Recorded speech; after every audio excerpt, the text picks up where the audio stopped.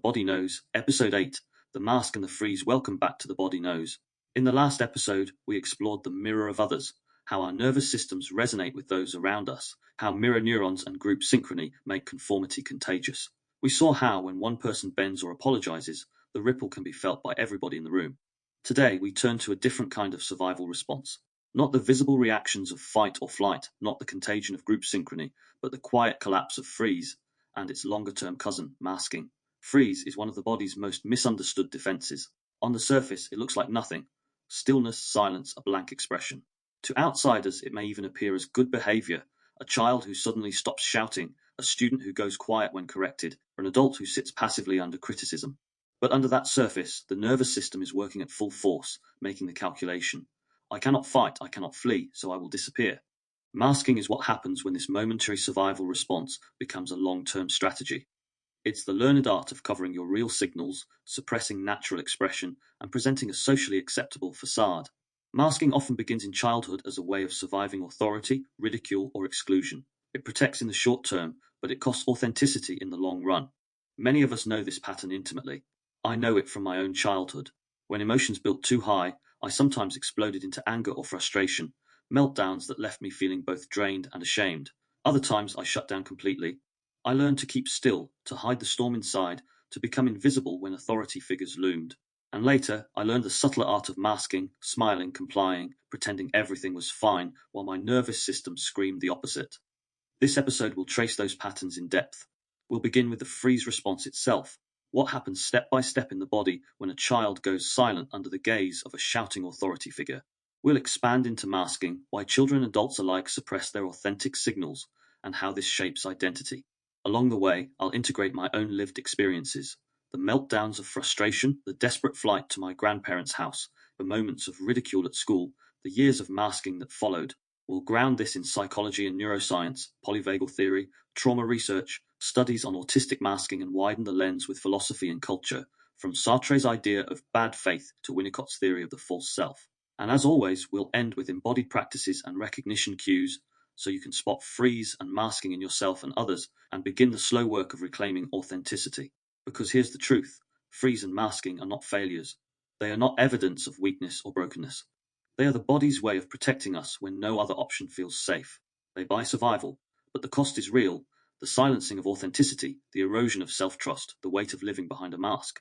In this episode, we'll listen closely to those moments, the silence, the stillness, the mask, and ask, what is the body protecting? What is the cost? And how do we begin to thaw? Let's begin.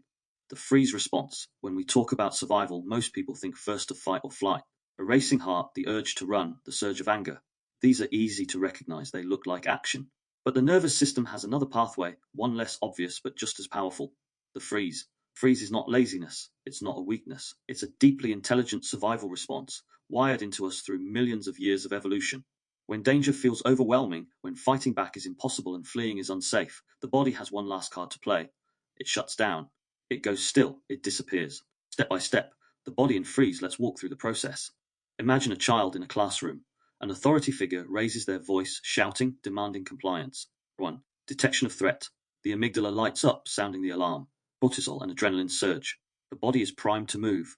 2. Blocked action. The child knows instinctively that they cannot run, the door is closed, or running would make things worse. They cannot fight. The authority is too powerful. Both pathways are blocked. 3. Vagal brake collapse. The sympathetic surge has nowhere to go. The nervous system shifts downward, activating the dorsal branch of the vagus nerve. Heart rate drops, muscles go slack. Stillness takes over. 4. Dissociation. The child feels disconnected. Sounds may dull, vision may narrow, emotions flatten. It's not a choice, it's a shutdown. The mind drifts away from the intolerable present. 5. Mask of calm. To the authority, the child appears compliant, quiet, motionless, perhaps even calm. But inside, their body is a storm of unspent energy, trapped in paralysis. 6. Aftermath. When the moment passes, the energy doesn't simply disappear. It lingers in the body. Sometimes it bursts out later, in tears, in anger, in a meltdown. Sometimes it sinks into exhaustion, leaving the child flat and fatigued. Freeze is protection, but it carries a cost. It buys safety by sacrificing expression. Overwhelm and temperament shifts. I know this pattern from my own childhood. When the world felt too loud, too unpredictable, too overwhelming, I didn't always go straight to freeze. Sometimes my body swung between states, from overload to frustration, from silence to shouting. There were times I felt my whole system tip over the edge. I'd snap in anger, storming off, raising my voice, clenching my fists. The meltdown wasn't random. It was the aftershock of trapped energy, frozen too long. When my nervous system couldn't discharge through words or movement, it eventually burst through in raw, uncontrolled form. These moments confused the adults around me. To them, it looked like bad behavior, temper, defiance, and immaturity. But inside, it was survival.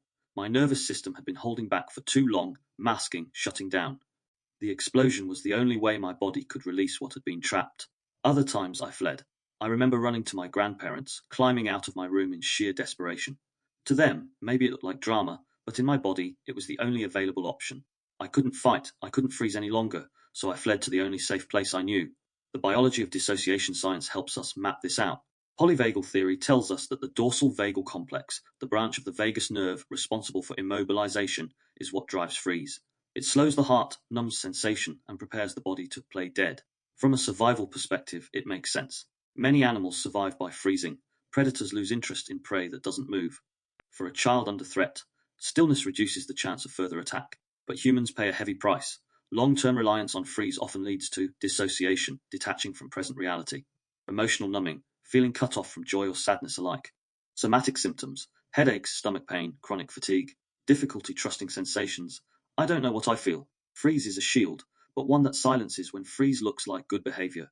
Here's the cruel irony. In many settings, freeze looks like compliance. The quiet child under a shouting teacher isn't seen as traumatized. They're praised for calming down. The adult in a toxic workplace who goes still isn't seen as shutting down. They're labeled professional. I lived this paradox. When I masked, when I kept still, when I swallowed the storm, I was rewarded. People called it maturity, restraint, and good behavior. But it wasn't. It was survival. And every time I was rewarded for it, the mask grew thicker, the cost heavier. The hidden cost freeze works in the moment, but it fragments identity. Over time, the child learns, my true feelings are unsafe. My expression is dangerous. My body must be hidden. A result, a split self. The public mask that appears calm, compliant, and easygoing, and the private body that trembles, rages, and collapses. This split is the seed of dissociation and the soil from which masking grows.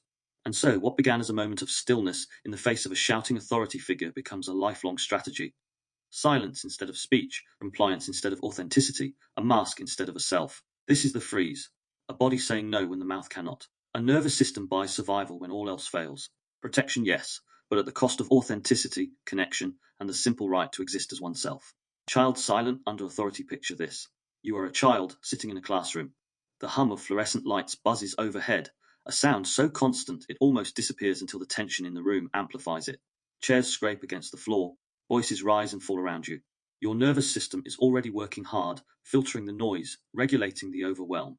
Then it happens. The teacher slams a book shut, their voice sharp, booming across the room. Enough. Every muscle in your body flinches. Your stomach drops, your heart stutters, then races. Real-time breakdown neuroception. Before your mind has time to process, your body recognizes a threat. The amygdala lights up, adrenaline floods. You are primed for fight or flight, blocked options. But you can't run, the door is too far, the consequence is too great. You can't fight, authority is absolute here. The sympathetic surge has nowhere to go. The dorsal vagal system takes over. Heart rate slows. Muscles loosen, not in relaxation but collapse. Your body chooses the only available survival option, freeze, dissociation. The teacher's voice echoes, but it feels far away, muffled, distorted. The edges of the room blur. You are here, but not fully. The mask appears. To the outside world, it looks like you've complied. You're quiet still, behaving. The storm inside is invisible, the inner experience, but inside it's unbearable. The shouting isn't just sound, it's electricity running through your nerves. The stillness isn't calm, it's paralysis. The silence isn't a choice, it's an absence. And when the demand comes, do you understand me? Answer, you can't. The words are trapped somewhere between your chest and your throat. Speaking feels impossible. Not because you don't know the answer, but because your body has shut down the pathway. The more they press, the more painful it becomes. Pressure builds behind the silence. Your jaw locks. Your throat tightens. The nervous system holds the line. Stillness is safer than speech. What the world sees versus what's true to the authority figure. You look obedient. A student who's finally quiet, respectful, under control. Maybe they even see it as success. The child is listening now. But the truth is the opposite. The body isn't calm, it's bracing. The silence isn't consent, it's collapse. What's being praised is not discipline, but dissociation. This is one of the cruelest parts of the freeze. To the outside world, it looks like good behavior. Inside, it's survival through self-erasure. Parallel to lived experience, I remember this pattern in my own childhood.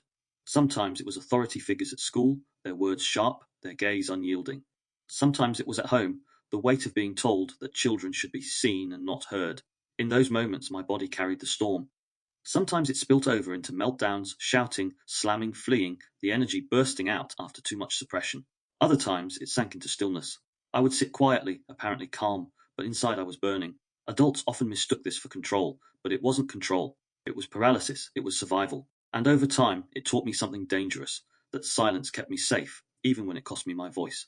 The aftermath. When the shouting ends, when the authority moves on, the body doesn't immediately return to balance. The energy remains stuck. Sometimes it leaks out later in unexpected ways. Irritability, fatigue, a sudden outburst over something small. Sometimes it sinks into shutdown. No energy, no words, no will. For the child, the lesson is reinforced. Expressing yourself is dangerous. Stillness and silence equal safety. And so bit by bit the mask is formed. The hidden cost freeze keeps the body safe in the moment, but it plants a long-term seed. The belief that authenticity is unsafe. Each time the child goes silent under authority, each time the mask is rewarded, the nervous system learns the rule. Don't show, don't speak, don't feel. And that rule doesn't stay in the classroom. It follows into friendships, relationships, and workplaces. The freeze becomes a mask, and the mask becomes an identity. This is how freeze begins, not as a choice but as a necessity. A child silenced under authority, praised for their compliance, all the while carrying the unbearable weight of unexpressed truth. Masking as long-term freeze protects in the moment, but it doesn't end when the shouting stops. For many children, those moments of stillness and silence become the foundation for a longer strategy, masking. Masking is the art of covering over your natural responses, hiding the storm inside, presenting a version of yourself that feels safe enough to survive. It's a strategy born from necessity, not choice, and once learned, it becomes second nature. From freeze to mask, imagine the child in the classroom again. Each time they go still under authority, each time their silence is praised, the nervous system learns, this works, this keeps me safe. Over time, the child no longer needs the trigger of shouting to slip into stillness. They anticipate it. They preemptively silence themselves. They begin to hide their natural signals, the fidgeting, the tears, the frustration, because they've learned those signals lead to danger. What began as a momentary freeze becomes a way of being, a mask. Masking in neurodivergence and trauma. In autistic and neurodivergent contexts, masking is well documented. Research shows that autistic children and adults often learn to suppress stimming, hide discomfort, force eye contact, and mimic neurotypical behavior to fit in. The cost is immense. Higher rates of anxiety, depression, burnout, and identity confusion. But masking isn't limited to autism. Trauma survivors mask too. They smile when they want to cry. They agree when they want to resist. They pretend to be calm while their bodies tremble. Masking is universal where survival requires it. The nervous system attempts to pass unnoticed to avoid attack, to buy belonging. The false self, the psychoanalyst Donald Winnicott called this the false self. He described how children raised in environments where authenticity is punished learn to present a compliant version of themselves. The false self keeps the child safe, but it buries the true self. The danger, Winnicott warned, is that if the false self becomes too dominant, the true self withers. The person loses touch with their own desires, feelings, and spontaneity. They live for the expectations of others, not for themselves. This is the cost of long-term masking, survival at the expense of authenticity. My own mask, I know this intimately. As a child, when overwhelm tipped me into frustration and meltdowns, the reaction from others was often ridicule, dismissal, or punishment. Over time, I learned that showing too much anger, sadness, and confusion only made things worse. So I began to hide, to smile when I felt broken, to play along when I wanted to run, to bury the frustration that simmered beneath the surface. People praised me for it. They called it maturity, composure, resilience. But inside I felt hollow. The mask kept me safe, but it also made me invisible, not just to others, but to myself. I became a people pleaser unconsciously, bending myself to fit others' expectations, even when it cost me peace. And once that habit is ingrained, it's hard to stop, because every time the mask works, every time it avoids conflict, ridicule, or rejection, the nervous system reinforces the lesson. Don't show who you are. It isn't safe. The costs of masking research confirms what lived experience already knows. Chronic masking is exhausting. It leads to emotional burnout. Constantly suppressing feelings drains energy. Anxiety and depression. Living inauthentically corrodes mental health. Identity confusion. After years of hiding, it becomes hard to know who you are without the mask. Physical symptoms. Headaches, muscle tension, gut issues, the body pays for what the voice cannot say. I felt all of these. The anger burst out unexpectedly. The exhaustion after social situations. The fog of not knowing what I truly wanted because I was so used to performing for others. Masking kept me alive, but it also kept me from living. Why the mask is rewarded, here's the cruel paradox. Society rewards masking. The quiet child is praised as well behaved. The agreeable adult is admired as easygoing. The compliant worker is labeled professional. The mask is not only tolerated, it's incentivized, which means that the very strategy that costs us authenticity is reinforced by the world around us. This makes unmasking terrifying, because taking off the mask means risking the very belonging, safety, and approval we were taught to cling to. Masking is survival, not choice. It's important to remember masking is not a weakness. It's not deception. It's not pretending for fun. It is survival. It is the nervous system's way of protecting us in environments that do not feel safe. If you have masked, it means your body was doing its best to keep you alive. The tragedy is not that you are masked. The tragedy is that you had to. Freeze may be momentary, but masking is a freeze stretched across a lifetime. It is silence turned into strategy, invisibility turned into identity. It protects, yes, but it also suffocates. The work of healing is learning, slowly, painfully, that authenticity can be safe again, that the mask can be set down, that the true self, hidden but not destroyed, can breathe again.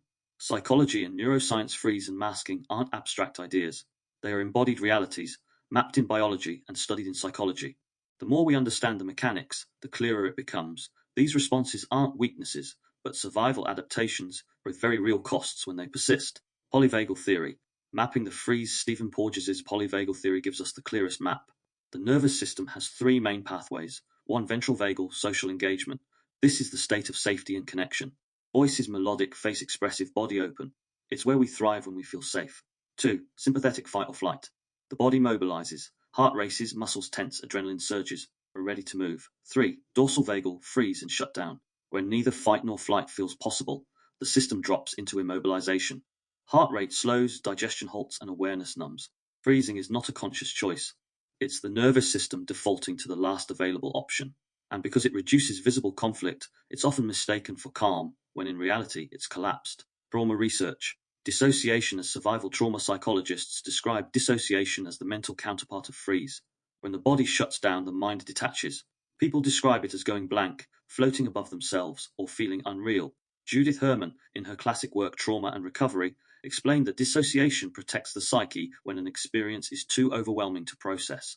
For a child, this might mean zoning out during shouting, ridicule, or violence. For an adult, it might mean feeling numb in the face of emotional abuse. The cost is the delayed processing. What cannot be felt in the moment resurfaces later, in flashbacks, nightmares, unexplained panic, or sudden meltdowns. The body remembers what the mind could not hold. Autistic masking. The hidden epidemic studies on autistic masking provide some of the clearest evidence of the long-term toll. Researchers have found that autistic children and adults who mask frequently report exhaustion. Constantly monitoring behavior drains energy. Anxiety and depression. Suppressing authentic responses corrodes mental health. Suicidality. Rates of suicidal ideation are significantly higher in those who mask heavily. Burnout. Many describe autistic burnout, a state of physical, emotional, and cognitive collapse after prolonged masking. Though these studies focus on autism, the pattern applies more broadly. Any nervous system forced to hide itself eventually collapses under the strain. Freeze, meltdowns, and mood. This helps explain what I experienced as a child.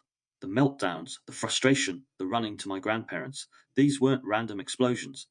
They were the aftershocks of chronic suppression. Every time I froze under authority, every time I masked my real emotions, the nervous system stored the unexpressed energy. Eventually it had to discharge. Sometimes it came out as shouting or anger, sometimes as tears, sometimes as a flight response. To adults, it looked like mood swings or defiance. But science explains it differently. The body was trying to complete survival responses that had been blocked too many times. Alexithymia, when feelings go silent. One of the consequences of chronic freeze is alexithymia, difficulty identifying and expressing emotions. Studies show higher rates of alexithymia in both trauma survivors and autistic populations. When the nervous system repeatedly learns that feelings are unsafe, it stops sending clear signals. Instead of knowing I'm angry or I'm sad, the person feels only vague tension, headaches, or fatigue. I recognize this too. There were times when I couldn't explain what I was feeling, even when pressed. It wasn't that I didn't feel, it was that the freeze had muted the language of my body. The silence wasn't emptiness, it was survival. Chronic freeze and health, long-term masking and freeze don't just affect emotions, they reshape the body itself. Research links chronic freeze states to digestive issues. Dorsal vagal shutdown reduces gut activity. Chronic fatigue. Energy is conserved but never replenished. Immune dysfunction. Prolonged stress weakens defenses. Pain syndromes. Unresolved tension manifests in muscles and joints. The body carries what the voice cannot say. Over the years, the cost compounds. The split self. Psychology of the mask psychologists describe the inner split created by masking. The public self, compliant, agreeable, and safe. The private self, silenced, frustrated, unseen. Winnicott's false self theory explains how this split becomes entrenched. Children in unsafe environments hide their true selves to protect themselves, creating a mask that interacts with the world. Over time, the false self may dominate so completely that the true self feels lost. I felt this acutely. Outwardly, I was the one who went quiet, who complied, who played along. Inwardly, I was burning with frustration, confusion, and sometimes rage. The mask kept me safe, but at the cost of knowing myself. The science confirms the story. What my body lived, science now confirms. Freeze and masking are not misbehavior. They are survival responses, deeply wired into the nervous system. They protect us from unbearable situations, but they exact a heavy toll: exhaustion, fragmentation, health issues, loss of authenticity. And so the question becomes, if freeze and masking protect in the moment but harm in the long run, how do we begin to recognize them, honor them, and slowly find another way? That's where philosophy, culture, and reflection can guide us, which we'll turn to next. Philosophical and cultural lenses. Freeze and masking are not only biological responses. They are also cultural phenomena, philosophical questions, and even spiritual metaphors. When we widen the lens, we begin to see that what feels like a private struggle is part of a much larger human story. Sartre, bad faith. The existentialist philosopher Jean-Paul Sartre described something he called bad faith, the denial of one's true self to conform to social roles. For Sartre, bad faith wasn't simply lying.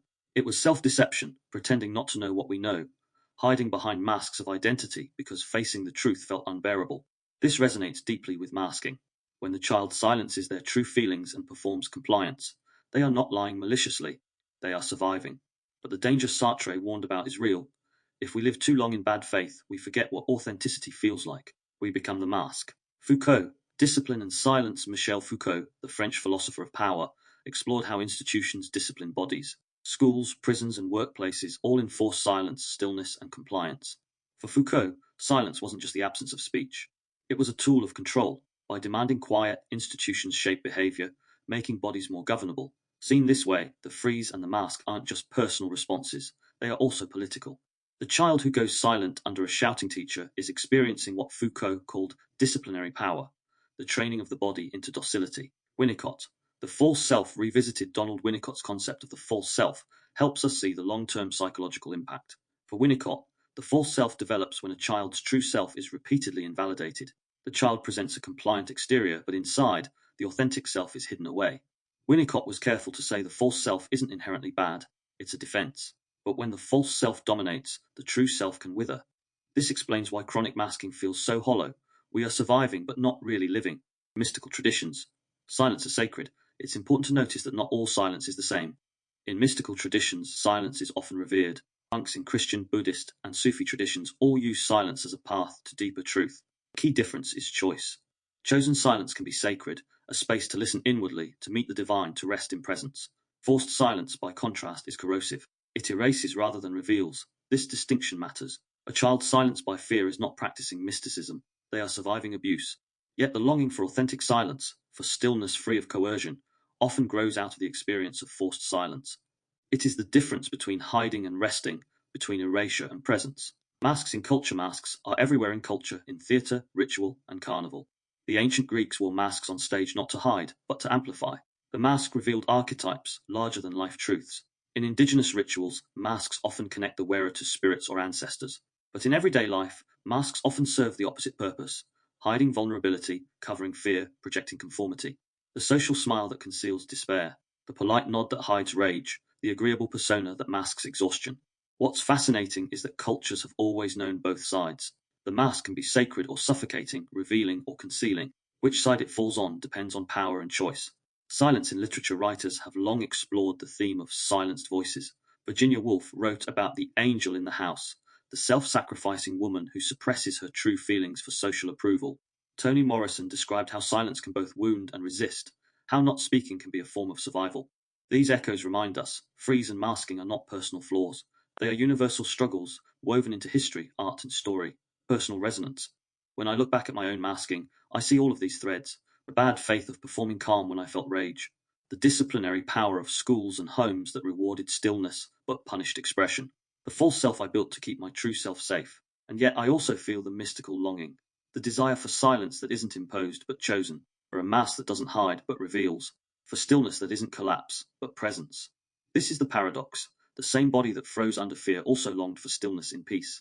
The same mask that hid my truth also hinted at the possibility of transformation. The larger human story philosophy, culture, and mysticism show us that freezing and masking are part of the larger human story.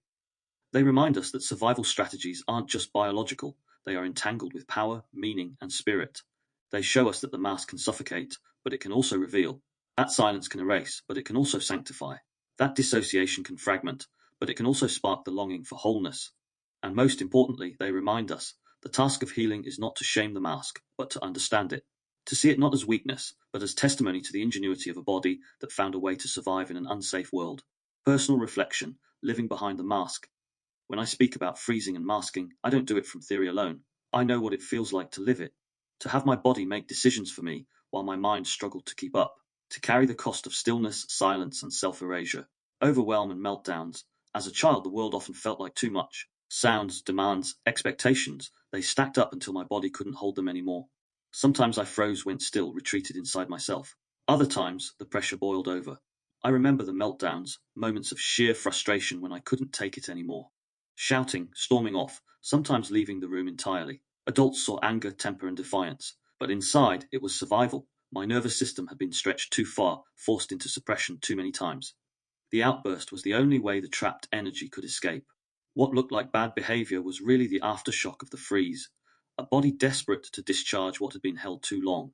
To then be accused of acting out intentionally was awful, because the nervous system can take days to reset after a trigger. At times, that has been the hardest part to live with. I always posited to my parents and to others who witnessed my meltdowns that those same people saw me as calm, passive, and well behaved at other times. Yet they invalidated me in those moments, remembering only the outburst, where I was double punished.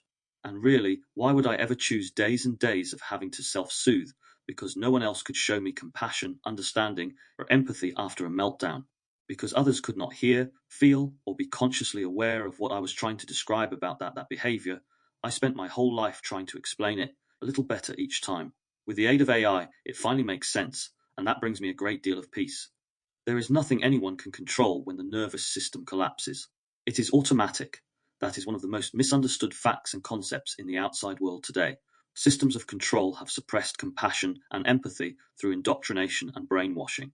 They constantly project fear into society, and so the nervous system triggers. It is a battle every day to remain calm, not just for me, but for everyone, especially as we have identified that there is a collective consciousness. Through mirror neurons, we collectively feel the tension, yet too few are willing to understand or admit it. Most simply carry on living in unconscious loops of functionality, dissociation, denial, and avoidance. Society is truly breaking down. It is painful to witness and feel the destruction of everything. But still, hope and strength within me fight for a better world, one built on respect, sympathy, empathy, compassion, and ultimately reconnection with love. Instead of cortisol-driven, dopamine-based connections, we need to remember how to love once more. And that begins with self-love. Because if you don't love yourself, you project and mirror to others not to love you. Fleeing to safety. There were times the only option I could see was to run. I remember climbing out of my room to escape the tension, running to my grandparents' house, because I couldn't stand the atmosphere at home. To outsiders, it may have looked like drama or rebellion, but it was the flight response breaking through the freeze. My body was saying, I cannot stay here. I need safety. I need out. Looking back, I can see how those escapes were acts of survival, even if no one understood them that way at the time. Silence and ridicule school brought its own lessons. I remember being ridiculed, singled out, and made to feel small in front of others. Sometimes I responded with anger, but often I went quiet. That silence wasn't consent. It wasn't an agreement. It was freezing. My body chose stillness because fighting or fleeing would have made things worse. The worst part was how it was misread. Teachers and peers saw compliance, when in reality I was bracing, enduring, disappearing. Each time this happened, the lesson was reinforced. Showing myself isn't safe. Better to hide. The mask forms over time. Freeze became more than a momentary response. It became a mask. I learned to smile when I felt broken, to play along when I wanted to run, to bury the anger, the sadness, the confusion, because showing it only led to ridicule or rejection. And the mask worked. People praised me for being calm, mature, and resilient. They saw composure. They saw good behavior. What they didn't see was the exhaustion underneath, the hollowness of living behind a facade. The mask protected me, but it also made me invisible, not just to others but to myself. people-pleasing and the cost of survival. As I grew, the mask evolved into people-pleasing. I bent myself to fit others' expectations. I said yes when I wanted no. I smoothed over conflict, even when it tore me apart inside. Each time I did, the nervous system rewarded me with safety, no ridicule, no shouting, no rejection. But the cost was authenticity. The more I pleased others, the less I knew what I truly wanted. This is the paradox of the mask. It buys belonging in unsafe environments, but it sells authenticity to do it. And after years of wearing it, the true self starts to feel like a stranger. The body remembers, even when the mask was firmly in place, my body remembered. The tight chest, the clenched jaw, the sudden headaches, the fatigue after social situations. These were the echoes of the freeze, the whispers of the self hidden underneath. At the time, I didn't always connect the dots. I thought I was tired, moody, and sensitive. Now I see it differently. My body was speaking all along. The signals were there. The cost of the mask was written in muscle tension, exhaustion, and confusion. The pain of misunderstanding. Perhaps the hardest part was the misunderstanding. Adults and peers didn't see survival, they saw behavior. Anger was labeled defiance. Silence was labeled compliance. People-pleasing was labeled as maturity. Each label pushed me further from myself. Each misinterpretation told me the same story. Who you really are is not safe here. That story cut deep. It's one thing to freeze in the moment. It's another to build an identity around hiding. The mask becomes heavy, but it's hard to take off when the world has always rewarded it. Looking back now with distance, I can see it clearly. The meltdowns weren't shameful. They were the nervous system trying to discharge. The escapes weren't rebellions. They were safety bids. The silence wasn't obedience, it was paralysis. The mask wasn't deception, it was survival. This doesn't erase the pain, but it reframes it. It reminds me that the body wasn't betraying me, it was protecting me, in the only ways it knew how. The long road to authenticity unmasking is hard work. Even now, I sometimes catch myself pleasing, hiding, freezing. The nervous system habits run deep, but awareness helps. Each time I notice the mask, I have a chance, however small, to set it down. And in those moments, when I allow myself to feel, to speak, to show, I reconnect with the self that was hidden but never destroyed. Freeze and masking shape my childhood, my temperament, and my relationships. But they don't have to define my future. The body remembers, yes, but remembering is also the first step. Embodied practices to undertake freeze and masking are easy to miss because they look quiet. They don't flare up like anger or panic. They slip under the radar, hidden in stillness, silence, and polite smiles. That's why the first step to healing is learning to recognize them. Signs of freeze in the nervous system: sudden silence or inability to speak, even when you want to. Body stillness, muscles slack, face expressionless. Feeling detached or not really there. Slow heart rate, shallow breath, digestive discomfort. Afterwards, exhaustion, heaviness, or sudden outburst. Signs of masking: smiling when you don't feel happy. Saying yes when you want to say no. Hiding stimming, movement, or natural expressions. Performing good behavior at the expense of your feelings. Feeling empty or unknown to yourself after social situations. Practices for thawing the freeze one. Micro movements. When you notice yourself freezing, try tiny movements, wiggling fingers, shifting your feet, or stretching your neck. These small signals remind the nervous system that mobility is possible. 2. Breath into the belly freeze often comes with shallow breath. Place a hand on your stomach and gently breathe deeper, reminding the body it can expand. 3. Somatic journaling, write sensations first, words second. Tight chest, buzzing hands, numb legs. This helps bridge the gap between body and mind. 4. Safe unmasking. Choose one relationship or space where you can experiment with dropping the mask. Show a little more of yourself, a frown, and no pause. Safety grows slowly, one risk at a time. 5. Ritual of authenticity. Create a practice to remind yourself that you are more than the mask. It might be singing alone, moving freely, or speaking a truth aloud in private. These rituals retrain the nervous system to connect expression with safety. Integration. These practices don't erase the mask overnight. Freeze and masking are ingrained survival strategies. But each small act of recognition, each breath, each word spoken when silence feels safer, they all add up. They remind the body that safety and authenticity can coexist. Closing reflection. If you take one thing from this episode, let it be this: freeze is not failure. Masking is not deception. They are surviving. They are the body's way of protecting you in an unsafe world. But survival is not the same as living. And the work of healing is to remember, gently, slowly, that you deserve more than just survival. You deserve to be seen, heard, and felt as your true self. This has been episode 8 of The Body Knows, The Mask and the Freeze. We've explored how freeze protects when fight or flight aren't possible, how masking grows from freeze into a long-term strategy, and how these responses keep us safe at the cost of authenticity. We've looked at the science, the philosophy, the culture, and the lived experience of silence and self-erasure. And we've remembered, the mask isn't weakness, it's testimony to a body that found a way to endure. But even masks crack, even scripts falter. And sometimes it's not in the dramatic moments of collapse, but in tiny whispers, a gut churn, a sudden shiver, a glance that doesn't add up. In episode 9, Cracks in the Script, we'll explore the micro moments when the body says, leave. We'll follow a scenario of witnessing hypocrisy in a leader and trace how doubt sneaks in through sensation before belief, how the nervous system spots inconsistency long before the mind dares admit it. And if you'd like to journey deeper, you can also explore my other projects, the Inversiverse, where I unravel systems of control and perception, and the Unfiltered Human on the Fringe, where I confront shadow emotions and unspoken truths with raw honesty. Thank you for listening to The Body Knows. Until next time, remember, the body never lies, even when silence and masks convince you otherwise. James Miller.